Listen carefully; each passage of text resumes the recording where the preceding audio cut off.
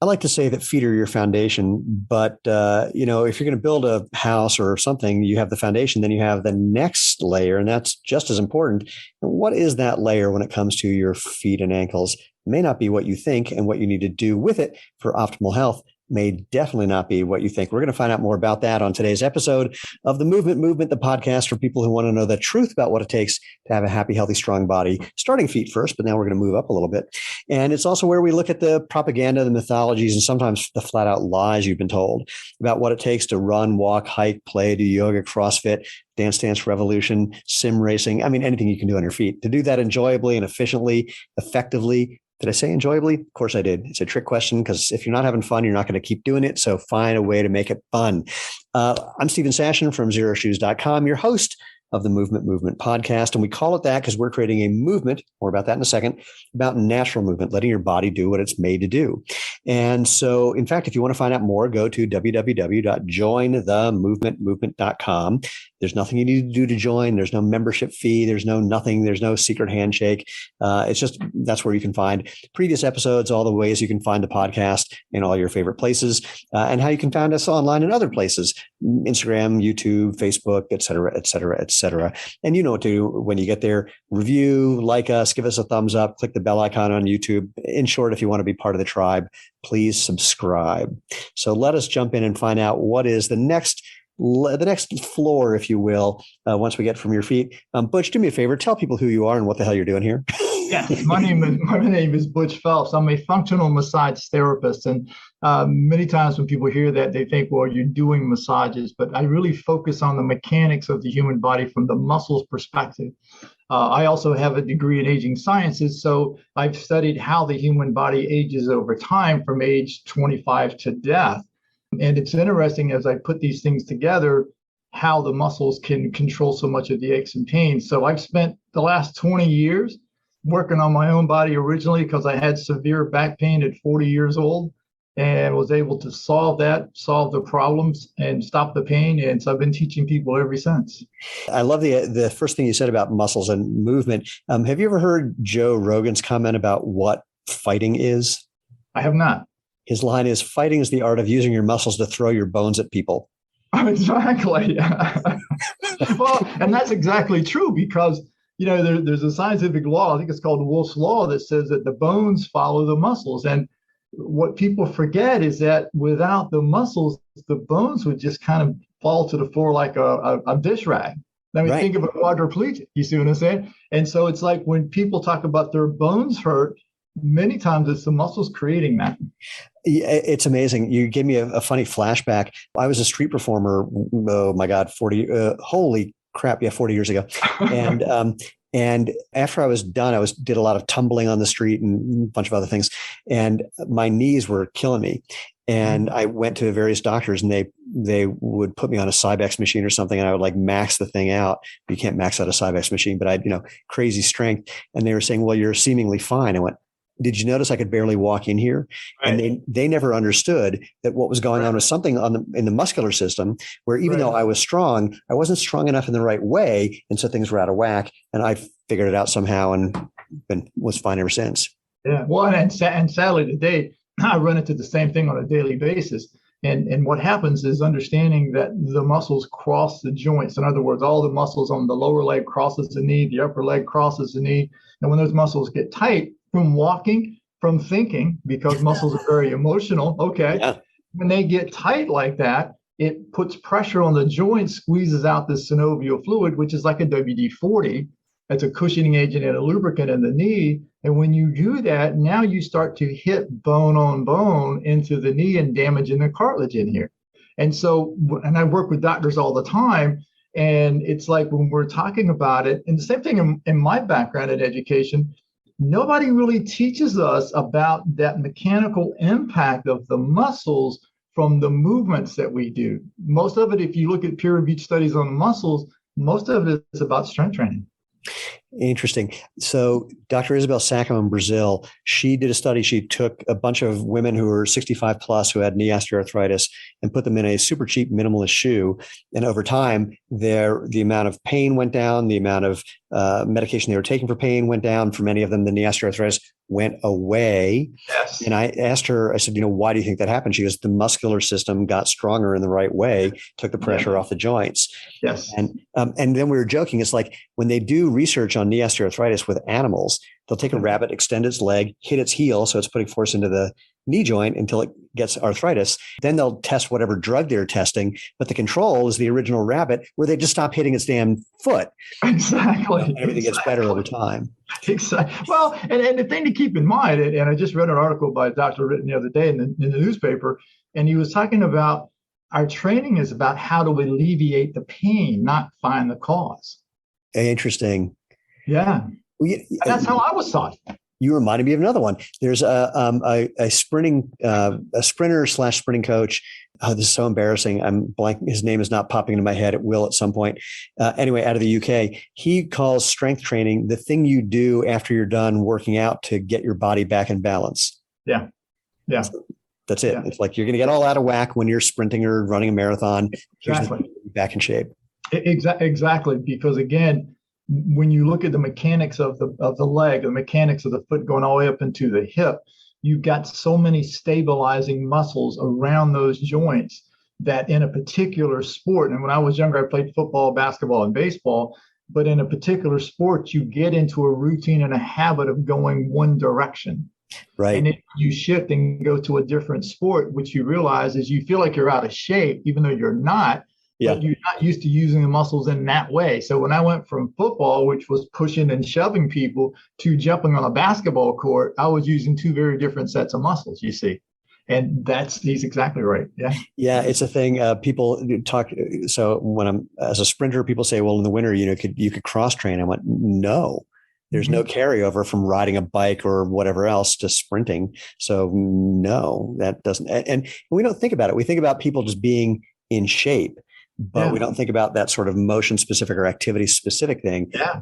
And the limitations that creates as well as the opportunities. Well, exactly right. Because, especially up in the hips, on the outside of each of the hips are two muscles called tensor fasciae latus. And those muscles, every time you take a step forward, they expand. As the leg comes back, they contract. The thing is that depending on the movements that you have, one of those can go into a slight spasm, shift the pelvis slightly sideways, and you'll have massive back pain or you'll have massive knee pain. And this is a muscle not much bigger than that. It's just a tiny muscle. But those are the kind of things that people don't fully understand. So when you get into the calves, where you're talking about 4 muscles, you're talking about 3 muscles in the hamstrings. When you're doing something like golf, for instance, or tennis, you're going to wind up with back pain when they're tight. I've never met a golfer with back pain that didn't have tight calves and tight hamstrings. Interesting. The thing is the way we stretch them, where we, put a heel down on the floor, or we lean against a slant board or against a wall, or if we're doing our hamstrings, we lay on our back with both legs flat out and we pick one leg up.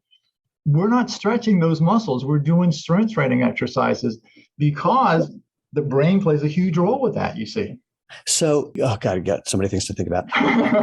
So first of all, we've already hinted about what I hinted about at the top of the call, which is, what's the floor above the foundation, if you will, in that horrible analogy, past your foot, and it's going to be the calf. So we're going to talk about the calf, but I want to put a bookmark on this one.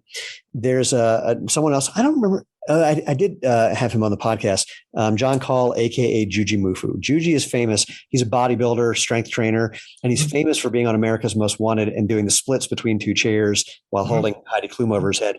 And he and other people talk about flexibility as not being about stretching the muscles, but about strength. Right. So I want to talk about flexibility and strength. Yeah. But let's start with the one floor above the foundation. You hit number 1 on the elevator. If you're if you're in Europe, and number 2 on the elevator if you're here. So let's dive into the calf and the importance thereof and what people don't understand about the calf. Got it. Continue. Got it. Okay. So if we start at that first level, we're looking at a foot with 29 muscles, 26 bones, and 33 articulations. Now, above that, coming from the calf, we have 4 calf muscles that make up the calf area on the back side of that lower leg. The calf muscles are responsible for the foot on a lateral supination or pronation, A So vertical. for people who are listening, for supination and pronation, put your hand out flat and then just tilt it left or right, like you're pretending to be an airplane flying and you're just tilting left or right. It doesn't matter which one's pronation or supination because that'll depend on which foot you're looking at. So just know that that's the lateral motion we're talking about. All right. Exactly. And then the third thing that it does is rotation. So when we're rotating our body, we mostly think of our hips rotating. I've heard golfers talk about it. I've heard tennis players talk about it. Baseball players talk about it, the rotation of the hips. But the problem is if the calf area has not been stretched properly, then what happens, the little rotating muscles in the hips overwork fighting with the bigger muscles in the calves, causing back pain. Now, the calves role when it comes to walking and what we do every single day, and this is where your shoes play a role, is that when the calves are stretched properly and the ankle can bend properly beyond the 90 degrees, what happens is that now when they push off, if the shoe can bend, if they push off with their foot, they're going to push off with their toes. But if you watch most people walk with thicker sole shoes that don't bend, they're going to walk with the upper quadriceps, which is the front of the thighs. And when the front of the thighs get tight, you'll wake up tomorrow morning with a stiff low back almost every time. It's so interesting. People don't think about the role of certainly the quads or the hamstrings when it comes to back pain, but even moving up closer, they don't realize what the hip is doing. They think it's their back. I remember there was way back when I just started Zero Shoes, someone gave me an ebook and I wish I could find it, but organization is not my thing. That was basically all about getting rid of back pain. And it was all glute exercises. Yes. And so the lower back pain, and that's what got me in trouble, and that's how I got in this business, was that I had back pain so bad at 40. I just lost 105 pounds at 37, worked out like a fiend like everybody else, and I got so stiff and so tight that I had back pain that would literally drop me to my knees. I'd get out of my car, put my hands out to walk out of my car, and then grab the handles on my car door and pull me back up. And everybody kept looking at my back, but there wasn't a problem there. And what I found out was that my upper quads and the rotating muscles in my hips had hardened. And when they did, it tilted the pelvis forward, increasing the compression in my low back. Holy moly. So all right, let's go back to the calf for a bit. So let's talk more then about what the calf's doing from a rotational perspective, what the problems people might have that maybe they could self-diagnose this in some way. And, what you're actually doing with people to restore natural function. Exactly right. So my whole issue, back to what I was dealing with the back pain, literally started with my calves, because the calves didn't move properly. It forced me to use my hips and my thighs to walk. And if you watch most people walk, in fact, most of my clients, they'll always laugh because I say to them, watch your friends walk. And when they walk across, look at one of their feet. And if you watch their foot, in the typical shoe, it bends just around the toe area, but up around the arch area, there's no bend, there's no give there, so the ankle doesn't bend. So the foot literally stays flat as they walk, but it forces them to walk with the front of their thighs, which are the quads, especially the upper part of it. And if you go even further up the line, you'll see their head is out in front of their chest. They'll lead with their nose and not their belly button. I wonder if this is related. I've seen this a bunch of times.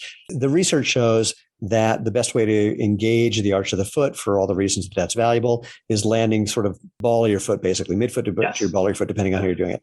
And some people say, well, can't I just run like that in regular shoes? I was actually watching someone on the trail this morning, and she was landing forefoot, but she's in a shoe with a big, thick heel. And so she's not actually letting her Achilles stretch and provide all that rebound, spring-like action. So how does just being in a higher heeled shoe impact the calf in a way that then impacts all these other things we're talking about? Perfect. So there's a study that was done in 2018 at Harvard by Dr. Daniel Lieberman. And he had the same guy on a treadmill that was running barefoot. He was running with minimalist shoes, and he was running with normal running shoes. What he found was that the thicker the heel on the shoe, the more we'll get to the heel toe type of a walk. Well, so when you have that heel toe and you step down into the heel, it drives, because as soon as the heel hits the ground, it stops you for that moment, and it drives your weight straight back up through your skeletal system. So, in hitting where you're hitting right around the ball of the foot, or actually just behind the ball of the foot there, that arch then flexes like a shock absorber, allows the articulations in the foot to literally give to add cushion from the impact to the knee. And then the calf muscles, by allowing the ankle to bend more than 90 degrees, allows you then to use your muscles in your feet to push off with your toes into your next step. And by the way, when we talk about letting the foot be more than 90 degrees, the idea is bending having your toes coming up towards your knees, not pointing your toes. So, right. That's exactly right. But that's the thing, is that, and when I got into this business, I never really thought I'd get into feeding calves, but it sort of morphed into that. Okay. Yeah. Because I get a lot of people down here who are in their 70s, 80s, and even 90s with joint replacements. And what you start to find out is that once you free those muscles, now all of a sudden they can go back to just about full range of motion. It's amazing to watch them. So backing up a little bit, for people who want to self-diagnose about whether their calves are causing them problems, what could they do? So there's a couple of things. Number one is when you take a stride and you walk, have someone to take a look at your ankles to see if they've been beyond 90 degrees. Is the easiest way to do it. Number two, if you're sitting on the floor and you have no one to watch you, take like a yoga strap, a piece of rope, or a towel, put around the ball of your foot. Now, as you're sitting on the floor, have your hips and back against the wall so that one leg is straight out in front of you. Take that yoga strap or rope around the ball of your foot and just gently pull the toes back towards you. What you will feel is a tightness up behind the knee. But more importantly, when you look at your ankle, you'll see how little the foot actually moves from the ankle.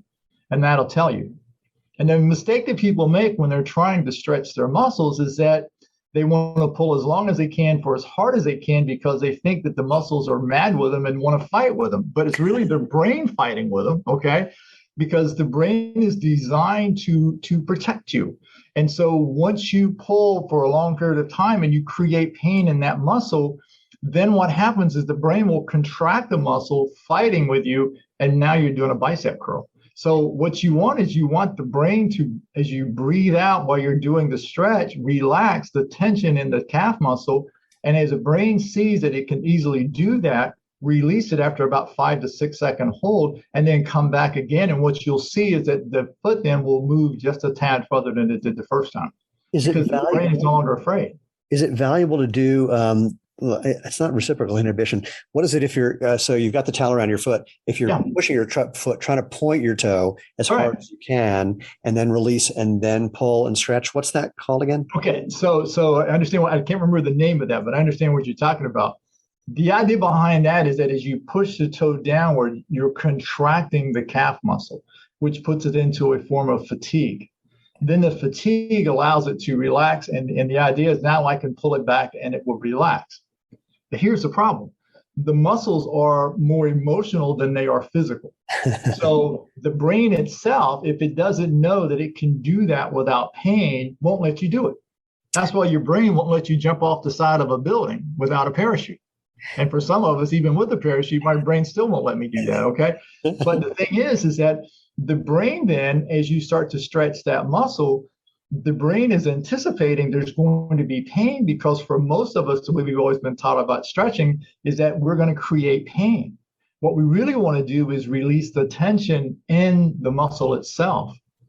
Well, so now I want to ask actually about reciprocal inhibition. So in that case, you'd be, instead of just passively stretching by pulling on the towel, you'd be actively pulling your toes towards your knees. So you're actively dorsiflexing so you're using all those posterior muscles in your lower leg.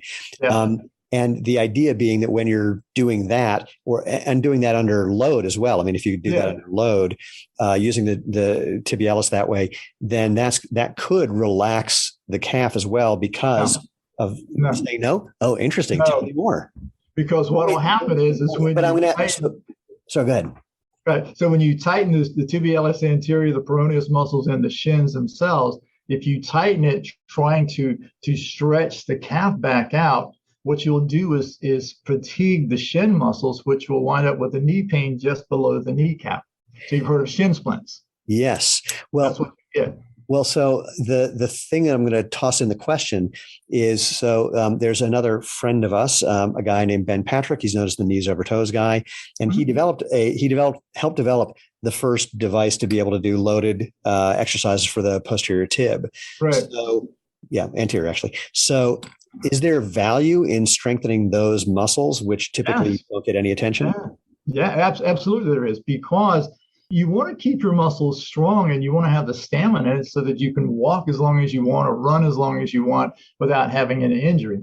I always say to my clients, think of stretching and strength training like gas and oil in your car. They do two very different things, but if you leave one out, the car is going to stop. All right. So the same thing happens in the body. So you want the strength training so that you have the strength and the stamina to do all the things that you want to do in your life, no matter what your age is. But at the same time, if you don't have the flexibility and the pliability in your body, now what happens is that you use part of that strength just to move from A to B. Right. You see. So we've done our test to see what our calf is able to do. And holy crap, I just had another flashback. Actually, this is a reciprocal inhibition flashback that you will get a kick out of. So when I got back into sprinting 15-ish years ago, I was getting injured all the time. And I pulled a calf muscle repeatedly. And I just hadn't thought of this till right now. And I went and saw this one sports medicine guy, and he had me do the classic calf stretch. I'm facing the wall. I step back. I lean into the wall and see how far I can stretch. But then he was having me do the reciprocal inhibition. So while I'm stretching, trying to push my foot into the ground, my toes into the ground without lifting my heel off the ground, and then relaxing and stretching more. And I got like way far, like crazy far down. And then I couldn't walk for a week. Right. Because of the reciprocal inhibition. Yeah. So that was a crazy thought. But anyway, so without doing, something stupid like that, and my God, if I had a list of the number of stupid things I've done to my body in the name of trying to make it better, anyway. So we've identified that there may be some calf tightness that we want to address. Yeah. And again, just to reiterate, part of doing this is to take the pressure off of the hip and the upper thigh, which will then take pressure off the back as well. So that's our goal. So what are we going to do short of coming to see you? Right. Work on that calf. Absolutely. So the couple of things I'm going to do, and I'm going to set up a landing page. We got a landing page set up that your listeners can go to actually see the videos of these stretches that I'm going to talk about. With the calf stretch, what we want to do with that is, if you can sit on the floor, have your hips and back against the wall, one leg straight out in front of you. Use something like a yoga strap, a rope. Wait, pause right there. What's the other leg doing? The other leg is just laying off to the side. Okay, got it. So you can bend it however you feel comfortable there with it. Now, if someone can't get on the floor, you can also do this in a hard back chair, like a dining room chair with your foot up on an ottoman. You can do the same thing. The key to it is something solid on your back so that your back doesn't go backwards. But you put that strap or that rope around the ball of your foot. And what you're going to do is you're going to pull the toes back towards you with your hands. Do not use your leg muscles, but just use your hands. You're going to breathe out as you pull your toes back. Let that tension relax for 5 seconds. Let it go. And you're going to repeat it 10 times. Now, the 5 seconds, the reason for that is not to kick in the stretch reflex, because once you hold it beyond 5 seconds and there's pain, the brain will contract the muscle to get you out of the pain. The 10-time repetition is to allow the brain to see that I can do this and I didn't die. Now, it's just that's because it's the 11th one that kills you. We all know that. Exactly right. It's exactly right. And so then once you do the 10, keep the strap in the same place, but roll the foot inward. And when you do that, now as you pull the toes back, instead of feeling the stretch in the middle of the calf, you're going to feel it to the outside of the calf. You're going to do it 10 times. Then you roll the foot outward, do the same thing again, but this time you're going to feel it on the inside of the calf.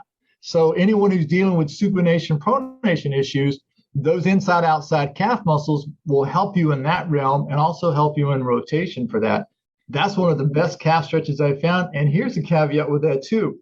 Things like plantar fasciitis, no lie, I have seen people stop their plantar fasciitis in 2 to 3 days, and they've been suffering for months. Oh, well, I've written and talked about this a lot. The majority of the people I've met who claim they have plantar fasciitis actually just have tight calves, pulling Exactly. up plantar fascia from the proximal side, and they Yep. don't recognize that. And I want to highlight something on this rotating your foot. I mean, we'll give people the landing page to look at, but I'm guessing that you want to be careful when you're doing this to not be rotating your entire leg.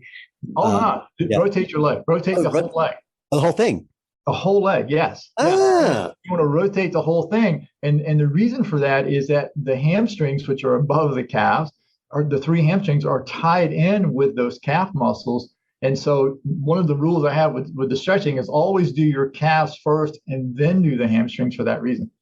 Fascinating. Yeah. I'm playing with this. I don't have a strap, but I'm just rotating my leg and playing with this. And it's like, oh yeah, there's a there for that. It's really fun. Well, in fact, when I externally rotate, when I rotate my legs so my toes are pointing out and I start just pulling them back, then I start to actually feel some tension in my hamstring. Yeah, you will. You will. And so, and in fact, when people have tight calves and tighter hamstrings, what they'll find as they start to pull back, you may feel it all the way up to the hip joint. And so is there anything to pay attention to if you're feeling that, or is that's what comes along with the program? That's a normal thing. But the thing that most people will make a mistake on, and the way we've always been taught to do this is if we start to feel it, we want to pull really hard. So if a little bit is good, a lot is much better. And it's like I always say to people, no, that's not how this works. What we want is we're showing the brain literally. We're showing the brain that if we pull this muscle and allow it to release that tension, it can let go. So think about it this way. If you take someone who's passed out, have you ever been out drinking with your friends and somebody's passed out, they're like a dish rag. You could pull their legs apart, put them in splits and spreads and do whatever you want. But the minute their brain comes back online, they can't do it. And it's like, so the thing is that it's the brain that stops people from really stretching well because of the fear of pain. Two things. One, did you just admit to something you did in college that no one knew until right now? Yes. I'm teasing. I was not much of a drinker in college. I was a boring kind of guy, but that's a story for another day. Yes, stand in line. The other thing about that, again, this is one of those interesting things about flexibility, and what our friend Juji Mufu talks about is like if you're going to do splits, if you can stand in front of a table and lift your foot and put it on the table, and then switch legs and do the same thing, there's no muscles crossing your hip that way that would prevent you from just doing the splits. So on the one hand, it is your brain telling you what to do. I don't think people really give credit to the brain. Sorry, I can't remember if it's an Emo Phillips joke or a Mitch Hedberg joke. I think it's an Emo Phillips joke. Either one of those, who's saying, the brain is the most important organ in your body, but look who's talking. So, but the people don't really think that how much of our movement is actually not a limitation of our muscular system, but of the brain and the signaling you're getting. So back into Juji and doing the splits or doing one of these things, one of the exercises that he talks about doing is strengthening the upper quad. So you're lifting your leg up, which it's not about reciprocal inhibition as much as getting the strength to allow your brain to recognize that it can relax the hamstring enough to then get into the more extended split. Keep in mind, in that same vein, how many people in the country can't lift their leg to hardly put their pants on? I run into people every day that part of their goal is to be able to sit in a chair, cross their leg, and tie their shoes. Wow. Well, that's an interesting question. So who are the people who are typically coming to you for help? What's the range of that population? It's kind of funny. Pre-pandemic, it was usually, I would say to you, is people between 55 and 60 and older. Now, since the pandemic, it's dropped down to about 45 and older. But they're typically people who are trying to improve their lives. They're into football, not football, but golf and tennis and biking, running and so forth. And they want to improve their bodies and reduce their risk of injuries. And so what I do is I study the sports that they're doing, understanding the mechanics of how each of those athletes are moving their bodies. And then when you can start freeing those muscles up, it's amazing how quick they can change and run. And in fact, many of them, the runners themselves, I've taken them from the traditional running shoes and actually got them into wearing shoes that are more flexible, that help their feet.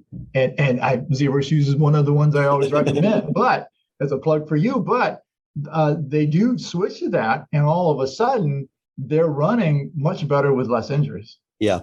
I was talking to Dr. Irene Davis, who's now down in your neighborhood-ish. She's now at the University of Southern Florida. And she was talking to some guys who were like on a track team back in the 70s, before the advent, maybe the late 60s, before the advent of the modern athletic shoe with the pointy toe box and big, thick heel, et cetera. And he said, we just never saw anyone get injured. It just didn't happen. I saw that interview with her, by the way. Oh, yeah? Yeah, exactly right. When I work with ultra marathoners who use the minimalist shoes and they're running barefoot, they don't have near the injuries that the marathoners have.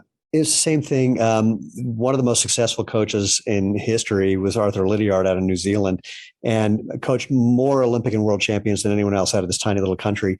And he was a shoemaker, and his shoes were like ours, flat, thin, wide toe box. And he did a whole lot of training that was all really about foot strengthening, basically having people run up mountains. That was his thing for strengthening, especially the foot. Yeah, absolutely. Because everything about your balance, everything about your power as you're pushing off, everything's coming from the muscles of the foot. And like I said, the foot and into the calves is what's stabilizing the rest of the body. And so when people have weak feet, wearing arch supports and heel supports and the pointier toe shoes, you'll see them more and more, those people with bunions and Morton's neuromas in their feet. And so what happens is it's undermining the foundation to the body. And so now they start to compensate with their thighs or compensate with their hips, or they'll start leading with their nose so they can get the momentum of their head literally going forward. Right. Not realizing that all of those things coming down their spine that they're dealing with started down in their feet years before. It's, I wish I could remember the name of this book. It's basically about how we think about the world based on our physiology in ways that people don't think about, like our eyes are in the front of our head. And so we don't see what we look like behind us. And so we don't pay attention to the whole posterior everything if we had eyes in both directions. And that one's really interesting. I think about when people talk about running in minimalist shoes or barefoot running, and they say, well, you have to shorten your stride. I go, no. Stride length is a function of how fast you're running in your cadence, how many steps per minute you're taking. It has nothing to do with, so yes, if you pick up your cadence and run at the same speed, you will have a shorter stride. But there's just this misunderstanding about, these things. And the reason that I bring that up is because you can't see your stride behind you. Right. So you don't have a sense of what the length is. If you're reaching out, you go, oh, that's longer. But if you watch really good runners, their stride is all behind them and they have this long stride. Yeah. Because if they're running really well, that stride behind them allows them to push off with those toes, is where their power comes from. That was the interesting thing about Daniel Lieberman's study, was that you could see the same person on the same treadmill running the same speed, and just the changing of the shoe changed everything. And it was just amazing. I was in the lab with Dr. Bill Sands, who was the former head of, I think, biomechanics and engineering for the U.S. Olympic Committee. And what he would do when you came into his lab, he'd put you on this super big treadmill. It was like 5 feet wide, 10 feet long. It was really fun. In fact, it was really fun because they put you in a Mission Impossible harness in case, to keep you from face planting in case all hell broke loose. And so the first thing you have to do is practice not falling on your face, which is super fun. But anyway, so he has you run in your favorite shoes, and he's filming you from behind and from the side at 500 frames a second. And then he has you try on every other shoe that you typically wear or run in, and people completely oblivious to the fact that every shoe they wore changed their gait in some very noticeable way. Exactly. And then, of course, it changes even more as that shoe wears down, the midsole, the foam wears down, and they're not aware of it at all. And it was shocking to see. Yep, it is fascinating. When I was at University of South Florida, I did an unofficial study with some of my fellow students, where we measured the pressure on the ball of a woman's foot in a high heel, and we'd use different heels from a flat to a 2-inch, 3-inch, and a 4-inch. And at flat to a 2-inch, that pressure only increased on the ball of the foot by 10 pounds. By the time we got to a 4-inch, on an average woman of 123 pounds, the pressure went up to 85 pounds on her ball of her foot. Holy moly. And when you tie in that the shoes were pointy most of the time, then what happens is it crams the toes in with all that weight down on the ball of her foot. And so if you'll notice anyone with pointy toe shoes, their toes will slightly splay outward, and they'll push off the inside of their big toe. Well, as you do that over time, you start to develop the bunions in the foot, and also in between the joints of the toes, you'll wind up with things like Morton's neuromas. But more importantly, as you get older, the muscles then collapse between what's called the metatarsal bones. It's what you can feel in your foot. And when those muscles collapse like that, the foot becomes thinner. It becomes more difficult for balance. This is my analogy is, you don't squeeze your fingers together to do push-ups, you spread them out, because that's all about balance and strength production. Same thing for your feet.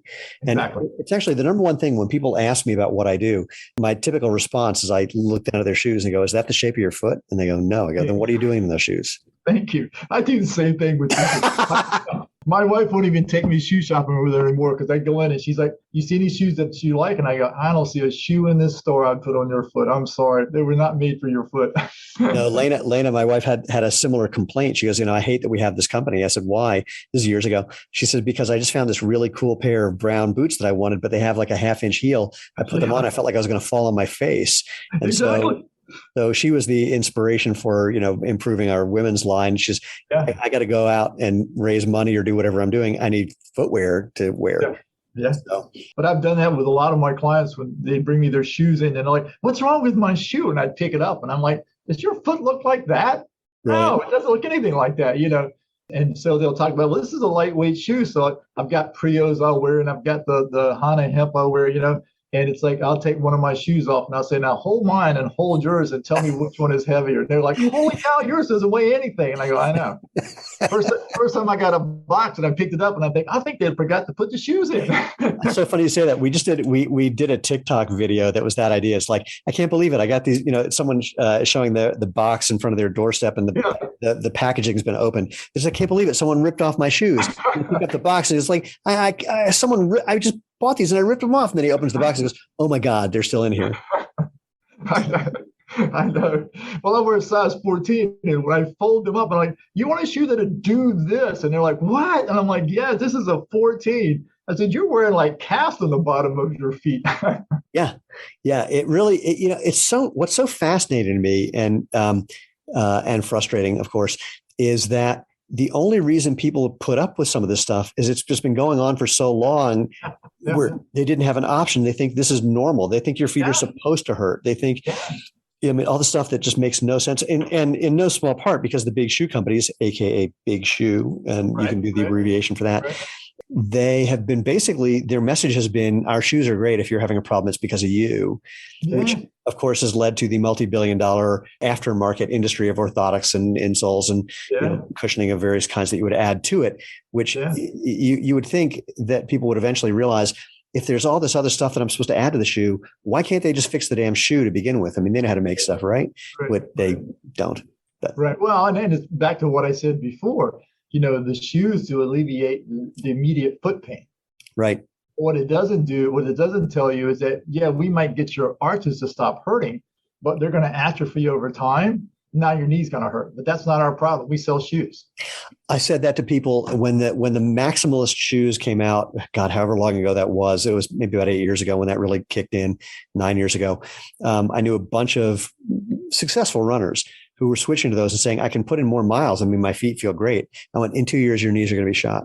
And they went, no. And they just argued with me. And then 2 years later, they were all entering different sports because their knees were shot. Well, and the other thing is that the thicker the sole on a shoe, you have like 272 nerve endings on the bottom of your feet. They're sending messages to your brain about the change in the gradation of the ground. So what happens is that the thicker the sole, the harder you're going to hit the ground because the brain is trying to get those messages from the bottom of your foot. Not only is it not bending, so that atrophies the muscles, but you're messing with the nervous system on the bottom of the foot as well. It blows my mind. But, all of our lives, we've heard people say, well, good shoes have good arch supports and heel supports and blah, blah, blah, and that's just not true. There was a guy who went to Kenya, I believe in the 60s, a podiatrist, to study the Kenyan army, where these guys all grew up in bare feet. And that's a funny phrase, in bare feet, with bare feet would be more accurate, because in bare feet, that's creepy. That's kind of a given, yeah. So they came into the army with really strong and flexible and functional feet. And the podiatrist's report after studying the guys in the army was, a podiatrist will go broke in this country. Yeah. Now, things have, of course, changed because sadly, people have gotten the idea that what you do in the West is somehow better, and therefore we need these shoes, and it's a status symbol, and et cetera, et cetera. But yeah. I mean, Yeah, well, yeah, it's I've actually had conversations with a couple of podiatrists, and they would say, I tell all my patients to never walk across hard surfaces in bare feet. And I go, really? I do it all the time. My answer is really my answer to that is, do you really think that we're not able to walk across a hardwood floor in bare feet? That's normal? Yeah, they think that's normal. That's being taught. Yeah. And as I said to one of my friends, and I knew that he was fairly religious, and I laughed and I said, so you're saying God made a mistake? And he looked at me really funny, and he goes, what do you mean? He doesn't make a mistake. And I go, well, apparently because without the other shoes, how would we walk? What was his response? Did it freak him out, or did he just? He looked at me really funny, and he goes, huh, and he just kind of walked away. People, when you back people into a corner where their own logic has them unable to reconcile it, the cognitive dissonance is so severe. Yeah. It's so rare that you actually hear someone go, oh, at best they do what you just described, like, huh, and then they walk away. Maybe they'll think about it in the future. But boy, we don't. I was saying to some of the people he and I were at sharing booths. He was on one side and I was on the other, which was kind of an odd match. But anyway, and I was sharing with people that, the arch of the foot should be as soft as the palm of your hand. And if you think about how the foot works, it's very similar to the hand. And when the foot is solid like that, think if your hand was solid, you couldn't open the door in your house to get out. And so when you look at the foot, if it's as soft as the palm of your hand, now all of a sudden the foot can go back to work properly, and walking barefoot is no longer a problem. I remember when I first started going barefoot, we had in our next to our driveway, I don't want to call it gravel, but because it was bigger than gravel. It was, decent size rocky things that at first I could not walk across at all. It was, super, super painful. And it's not like I went and tried it very often. I just didn't know what I could or couldn't walk on. So I was just walking, and it's like, ooh, that's not good. And then like a year later, I walked across it again, just not thinking. Yeah. No problem. And I mentioned that to someone. They said, oh, your feet, they've become insensitive, and they're, the skin has gotten really thick. I went, no. Check out the skin. It's basically the same. And I would contend that two things are happening. Three. One is I'm putting my foot down underneath my body, so I'm able to move and shift as necessary. Two is that my foot's gotten more flexible, I think. And the biggest one that I can't prove, that I wish I was smarter and had thought to record some of these things from day one, is that I think my reflex arc has improved. I think I just step off of things more quickly if it's painful, because I'm more sensitive to it. I'm more aware. So it's, go back to what I was talking about with the brain. Once you do it a few times and the brain goes, oh, that's not bad. That's not bad. The brain then lessens the high alert. Because the first time you see a pile of rocks that you're going to walk across, the brain's like, oh, that's going to hurt. And then all of a sudden it goes into fight or flight. Well, then the muscles become tense. Brilliant. And so and that's what I say to people all the time. Your thoughts in your head control the muscular system in your body. And so think of the brain like, if you think of an octopus, think of the brain like in the head of the octopus, but the muscles are like the tentacles. And so when you hear people talk about, well, they have muscle memory, what about muscle memory? And I laughed, and I said to a gentleman one time, who worked with heart patients, and I said, so you see a stroke victim. They have a stroke, they lose use of their arm and a leg. So if the muscles have memory in my arm and my leg, but my brain gets damaged, why would my arm and my leg remember how to keep doing what it was doing? And he looked at me really funny, and he laughed. He goes, I hadn't really thought about it that way. Well, I'm thinking about this, that same thing in two other ways. One is one bit of muscle memory. You see this with like bodybuilders or weightlifters who got really big and then they stop working out, and then they start again and they get back to pretty much the same size pretty quickly. So that's one version of muscle memory. It's just that. But the other one, I just had a flashback to watching a videotape of Ben Johnson, the Canadian sprinter, Let's ignore the fact that he got busted for steroids, and let's ignore the fact that the thing they busted him for was one that he didn't take because he tried it 2 years earlier and didn't like it.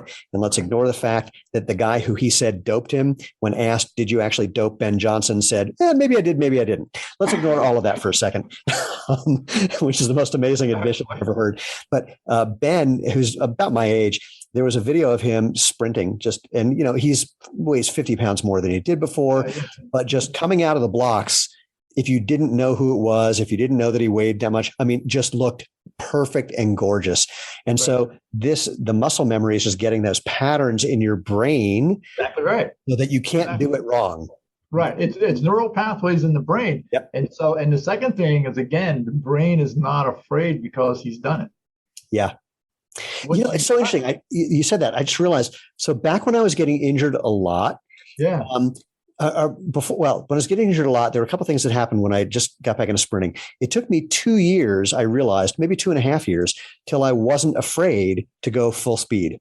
There you go. And then when I was getting minor injuries, my entire way of thinking about whether the injury was resolved was not how the muscle felt, was, am I afraid to go full speed or not? Exactly. And I'd never most people get hurt. Yeah. I never thought about that. Yeah, and it's also like, it's also like when you see, and there are a couple of times, because I've got a screwed up spine. There are a couple of times with sprinters in particular, you'll see, like, I remember watching, oh my gosh, this is so embarrassing that I can't do names right now. Tyson Gay, who at the time was the fastest man in the world before Usain Bolt.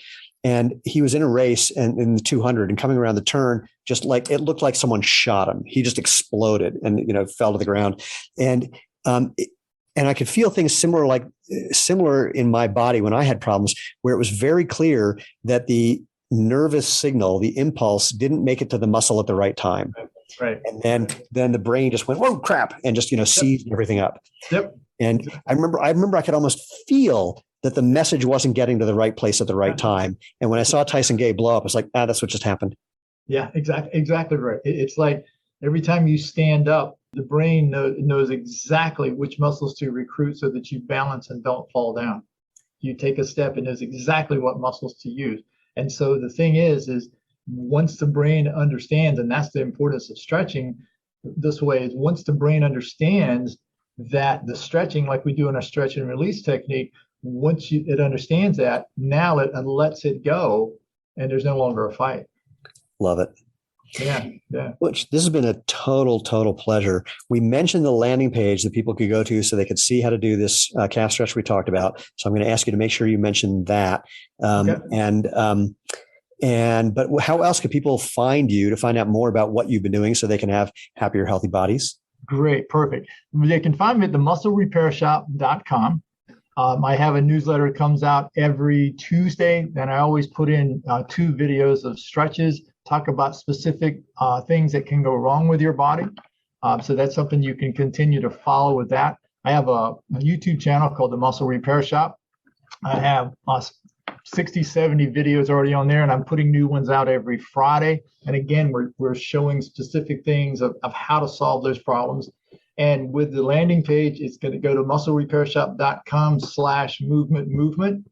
And I'll have not only the calf stretch video, but I'll put in the hamstring video and the tennis ball massage. The tennis ball massage is one that, as I had one doctor say to me one time, he came in and he had American Express, because I had told him to put it in a sock, and he had American Express written on his sock. And I said, what's up with the American Express? And he goes, I never leave home without this thing, man. He said, I've got one in my cars, I've got it in my office, my house, but it'll show you how to use the tennis ball and a sock against the wall and using your brain to soften your muscles so that your hips can be nice and soft and you can move better. I love it. I'm going to have a hard time finding a tennis ball to use because we recently got a dog, and the tennis balls are missing. They're totally MIA. He hasn't figured out fetch yet. He just likes to take them somewhere. I don't know where. Exactly. Well, Butch, once again, total pleasure. I'm looking forward to hearing from people who take advantage of checking out that site and seeing what you're doing and seeing what the results are. So, we'll stay in touch about that. So for everybody else, thanks for being part of this. As always, a reminder, go to www.jointhemovementmovement.com. Find all the previous episodes, all the ways you can interact with us. If you have something you want to ask or something you want to say, if you've got a request or a complaint or someone you think should be on the show, maybe someone who thinks I have my head completely up my butt because I've been known to have a case of cranial rectal reorientation syndrome before. I'm happy to have that conversation. We can hack it out and find out what the truth is. So you can send an email to move, MOVE, at jointhemovementmovement.com. But most importantly, no matter what you're doing, go out, have fun, and live life feet first.